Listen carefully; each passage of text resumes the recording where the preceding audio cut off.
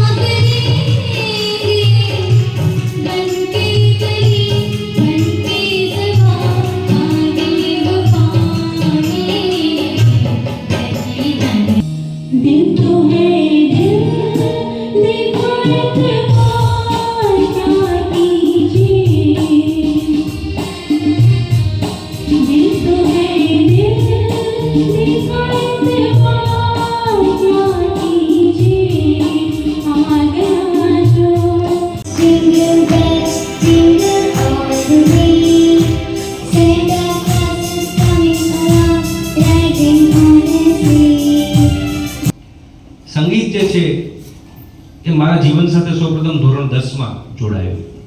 આમ તો મારા ફેમિલીમાં સંગીતનું વાતાવરણ છે. મારા ફઈ પણ પોતે વિશારદ છે.